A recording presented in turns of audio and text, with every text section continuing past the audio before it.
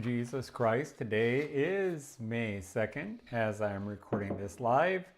And the book of Judges here and the story of Samson is just too hard to pass up. We're going to look at that.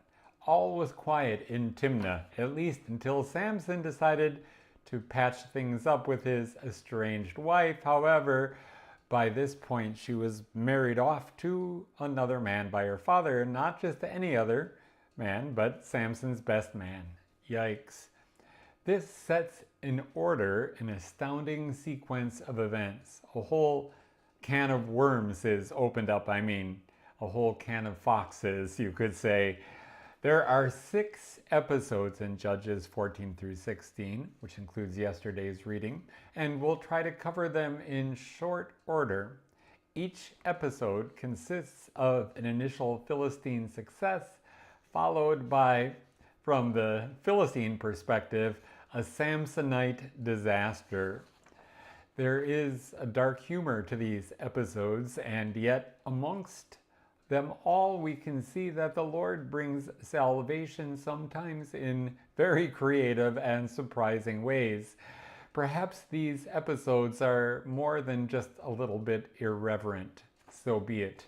God's salvation doesn't have to fit our mold, and Samson proves that at least as well as anybody else in the Old Testament. So the joke is on the Philistines, and the humor is divine. After all, the Philistines were the enemies of God's people. The first episode, back in chapter 14 with Samson's riddle, is like this. The Philistines finagle the answer, but then there is the slaughter at Ashkelon. Samson pays the bet off with clothes off the backs of 30 Philistines that he slaughtered. Chalk one up for Samson. Then Samson goes away, and his wife is given to his best man in episode 2 here in our reading for the day. However, Samson ties 300 foxes together by the tail with burning torches attached and all, and burns down the Philistines' standing grain, stacked grain, and also their olive orchards. Chalk one up for Samson. In episode 3, the Philistines take it out on the Timnite woman and her father. Samson just goes nuts on them and exacts his revenge. Chalk another one up for Samson. In episode 4, you haven't seen it, nothing yet. Samson is bound and handed over to the Philistines. Then he proceeds to open up a can of donkey jawbone on the Philistines, wiping out 1,000 of them. Samson 4, Philistines 0. In episode 5, Samson is ambushed, shut up in the city, but then he grabs holds of the city gates, posts and bar and all, and carries them off with him to the top of a hill. Yep, that one goes to Samson too. In episode 6, we have the most complicated episode, but all looks lost when Samson's secret is out and his hair is shaved off. But in the end, Samson, though his eyes are gouged out, regains enough strength, and bowing down with all his might, he brings down the false god Dagon's place.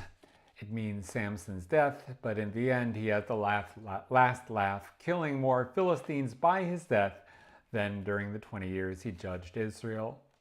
So the Philistines were utterly exposed and utterly defeated, and the Lord had done it. Let these episodes serve as a powerful reminder that it is a fearsome thing to set yourself up as the enemy of God and God's people, even God's sinful people, for the Lord makes fools of such enemies. They are kids' stuff to him. He toys with them, even laughs at them. Consider Psalm 2 once again, as it says, "The kings of the earth set themselves, and the rulers take counsel together against the Lord and against his anointed, saying, Let us burst their bonds apart and cast away their cords from us. He who sits in heaven laughs. The Lord holds them in derision." What else is there to say? But to God, it's official. You are truly awesome. May God be with you and